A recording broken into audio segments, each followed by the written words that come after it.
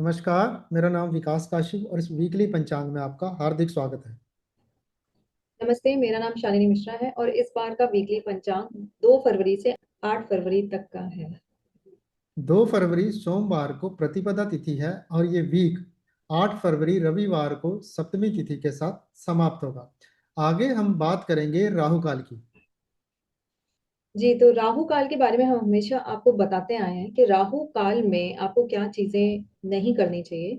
कोई भी नया काम आपको शुरू नहीं करना चाहिए, क्योंकि ऐसा करने से कई बार राहु का जो प्रभाव है, जैसे कि भ्रमित होना, काम में देरी होना या काम के जो परिणाम है वो अच्छे नहीं आना, ये संभव हो सकता है। तो राहु काल का आपको सारा का सारा जो डिस्क्रिप्शन में आपको मिल जाएगा, कब कब कौन से दिन किस समय पड़ेगा। तो इसको आप नोट कर लें, और इस समय अगर आप कोई अपना नया काम शुरू करने जा रहे हैं तो उसको स्थगित कर दें या थोड़ी देर बात करें जब राहु काल समाप्त हो जाए। जी। इस वीक में कोई भी योग नहीं है, तो सीधा बात करेंगे इस वीक की प्रमुख तिथियां, व्रत और त्योहार। तो देखिए, 3 फरवरी मंगलवार को बुध जो है वो कुंभ राशि में रात को 9:51 पे गोचर करेंगे।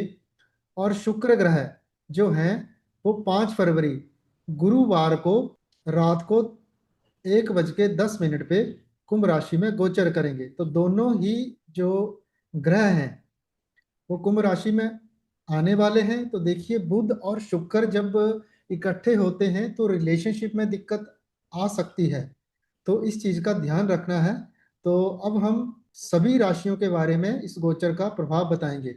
देखिए, बुध जो है वो बुद्धि, वाणी और व्यापार का कारका है। शुक्र प्रेम, सुख, संबंध और सौंदर्य का कारका है।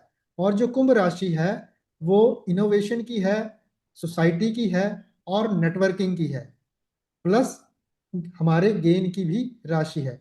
तो एक एक करके सभी राशियों के बारे में बात करते हैं कि ये गोचर सभी राशियों वालों को क्या इफेक्ट देगा। तो सबसे सबसे पहले बात करेंगे मेष राशि की। तो देखिए, मेष राशि में जब ये दोनों गोचर करेंगे तो फ्रेंड्स से आपको लाभ हो सकता है, नेटवर्किंग में लाभ हो सकता है, इनकम के नए सोर्स जनरेट होंगे।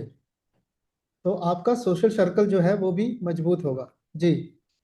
वृषभ राशि में जब ये दोनों एक साथ आएंगे, तो क्योंकि ये शुक्र की ही राशि है और बुध इसमें कंफर्टेबल महसूस करता है, तो करियर में आपको उन्नति, यानी कि किसी भी तरह के कुछ प्रमोशन, कुछ भी एक पॉजिटिविटी बढ़ती आपको दिखेगी। साथ ही साथ ऑफिस, यानी कि आपके जो वर्किंग एनवायरनमेंट है, उसमें भी आप काफी एक तरह से लोकप्रिय हो सकते हैं, या लोग आपको हेल्प कर सकते हैं, आपको सपोर्ट ज्यादा मिल सकता है।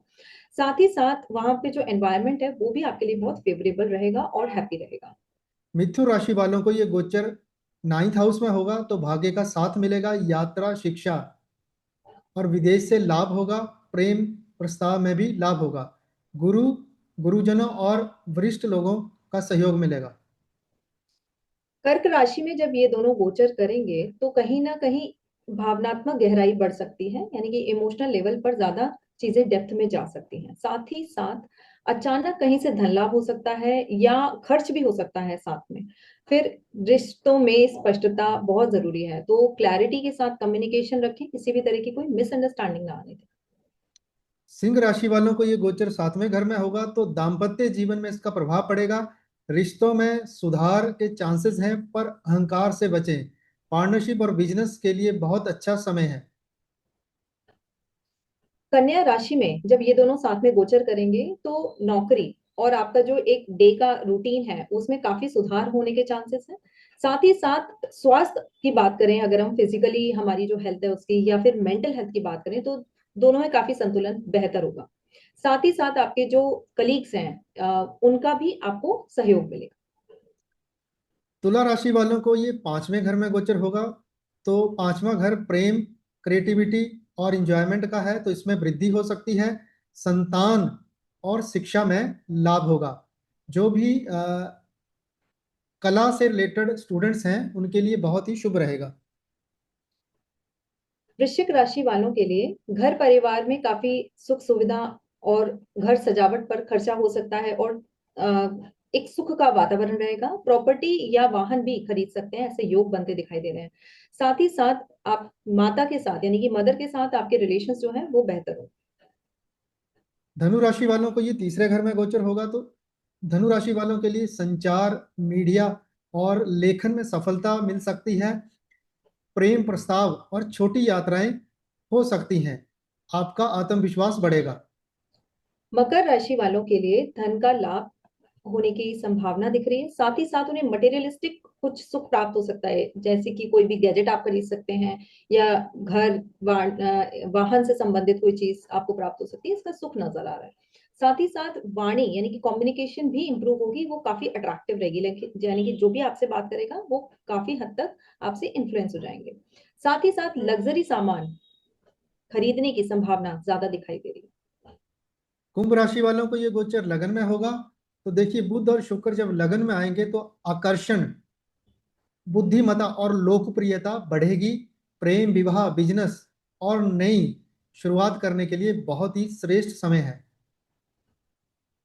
जी, मीन राशि के अंदर जब ये दोनों ग्रह गोचर करेंगे तो एकांत, साथ ही साथ कल्पनाशीलता जिसे हम कहते हैं इमेजिनेशन, और आध्यात्मिक झुकाव बन सकता है, बढ़ सकता है। साथ ही साथ कुछ हिडन रिलेशनशिप्स अगर हैं तो वो भी निकल के आ सकते हैं। लेकिन सबसे ज्यादा किसी बात का ध्यान रखना है तो वो अपने एक्सपेंसेस का रखना है, तो खर्च पर नियंत्रण रखें। 5 फरवरी को श्री गणेश चतुर्थी व्रत है, तो जिनका भी जन्म चतुर्थी तिथि को हुआ है उन्हें ये व्रत जरूर करना चाहिए, क्योंकि चतुर्थी तिथि एक रिक्ता तिथि होती है और उनको जीवन में बहुत ही विघ्नों का, समस्याओं का सामना करना पड़ता है। इनके काम कभी भी एक बार में नहीं होते हैं, तो बार बार रुकावटें आती हैं। तो इन जातकों को हर महीने जब भी गणेश चतुर्थी आती है उसका व्रत करना चाहिए। इससे उनको लाभ होगा और उनके सारे कार्य सफल होंगे। तो इसी के साथ इस वीक का वीकली पंचांग यहीं पे समाप्त होता है। अगले वीक मिलेंगे नई जानकारी के साथ। नमस्कार। धन्यवाद।